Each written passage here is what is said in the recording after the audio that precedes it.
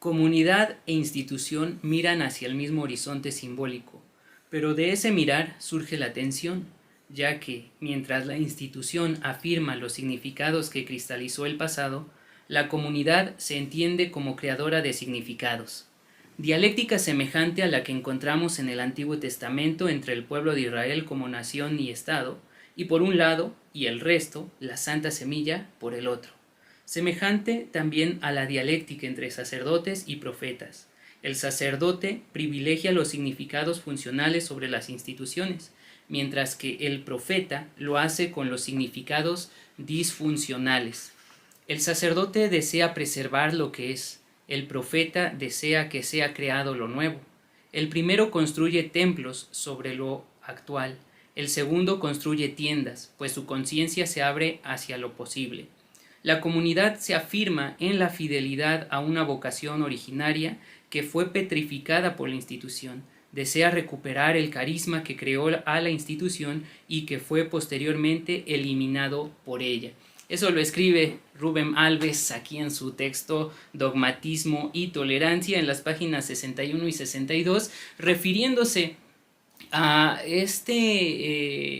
ejemplo del pueblo judío en el cual leemos en los profetas que había un enfrentamiento entre los profetas y los sacerdotes. A veces solemos pensar en el Antiguo Testamento y la religión judía como algo totalmente dado, completo, de manera uniforme. Sin embargo, lo que vemos precisamente en la lectura de los profetas, especialmente en los profetas menores, es que hay un choque, hay una ruptura incluso entre la revelación de Dios traída por los profetas, el mensaje, el anuncio de salvación y la denuncia del pecado, precisamente hacia aquellas estructuras cultuales que habían sido establecidas y desarrolladas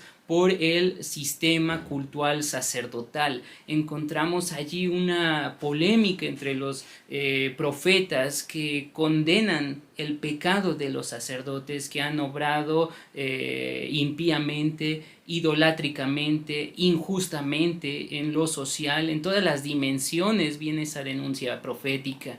Y de esa manera lo que Rubén Alves presenta es que existe en el cristianismo, sobre todo en el protestantismo, ese encuentro y esa ruptura entre los sistemas que ya están petrificados, las organizaciones estructurales, eclesiásticas, esos órdenes jerárquicos que impiden movimiento, que impiden libertad, que apagan el espíritu, ¿no? Que extinguen la profecía precisamente porque están pues queriendo mantener ese poder, ese monopolio de la verdad que se da y se expone en sus confesiones de fe, ¿no? Lo que he hablado en otros momentos, ese pues querer controlar lo que ellos consideran como la sana doctrina, sea a lo que se refieran,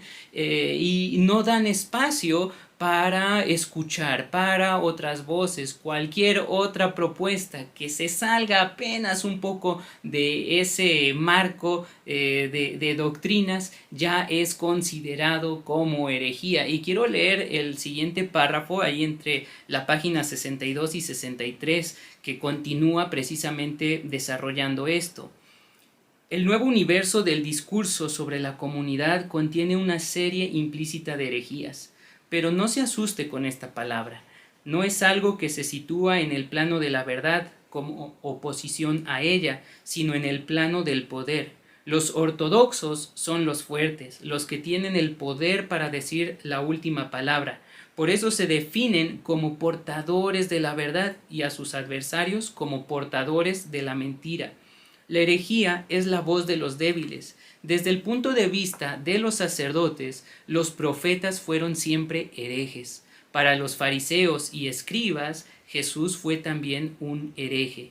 Y como las escrituras sistemáticamente se sitúan del lado de los débiles contra los fuertes, es mejor prestar más atención a las herejías que a las ortodoxias, ¿no? Y esto lo presenta así como una puya, ¿no? Que inquieta, que busca realmente que nosotros en la comunidad eclesial consideremos cómo es que las estructuras organizacionales, jerárquicas, acaban con cualquier mover del espíritu al interior de la comunidad, precisamente aferrándose a lo que ellos consideran como verdad, cerrándose en sus declaraciones doctrinales, en sus sanas doctrinas, porque hay multiplicidad de ellas de acuerdo a la multiplicidad de iglesias.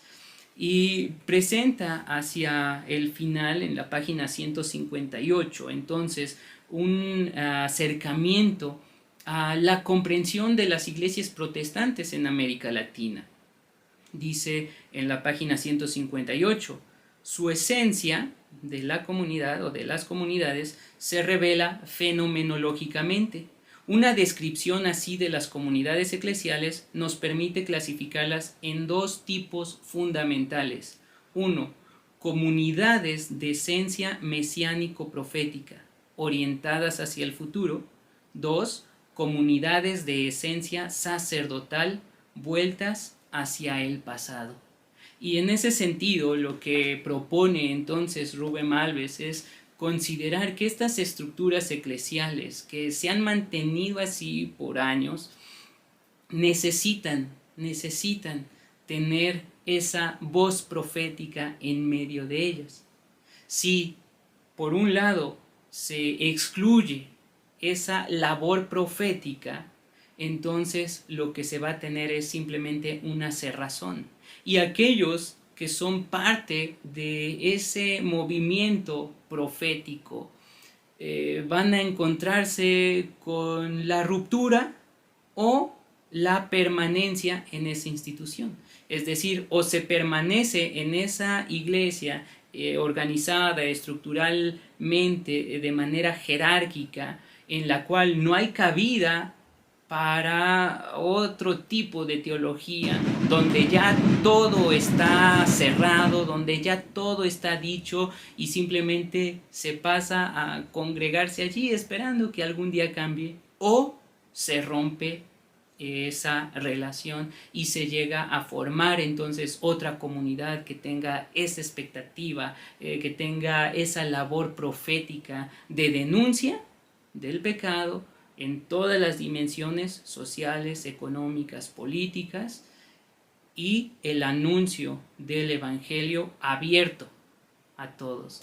Es un texto que realmente me gustó mucho, Dogmatismo y Tolerancia, y que pues deja algunas guías, ¿no? En mi caso, con otros compañeros, con otros amigos y amigas, hermanos y hermanas que hemos sido parte de iglesias como las que menciona, de tipo sacerdotal, iglesias que han, pues, se han cerrado, ¿no?, al quehacer teológico, pensando tener la última palabra en cuanto a doctrinas, que tienen la sana doctrina, y que pues algunas enseñanzas que como los profetas extraían a partir de la historia, a partir de las mismas escrituras, pues han sido consideradas como heréticas.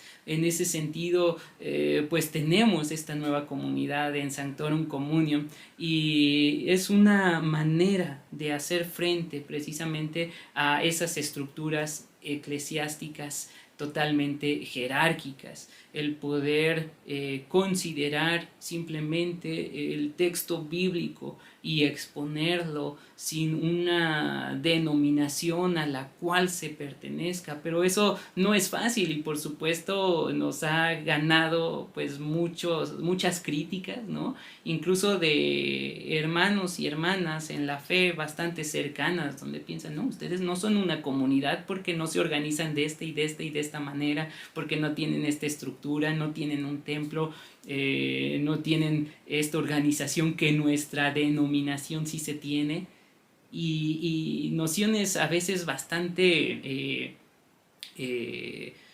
pues tristes en esa concepción de lo que es la iglesia, sin entender que la iglesia es una comunidad, y como lo presenta Rubén Alves, una comunidad que está abierta a la función profética, a la labor profética.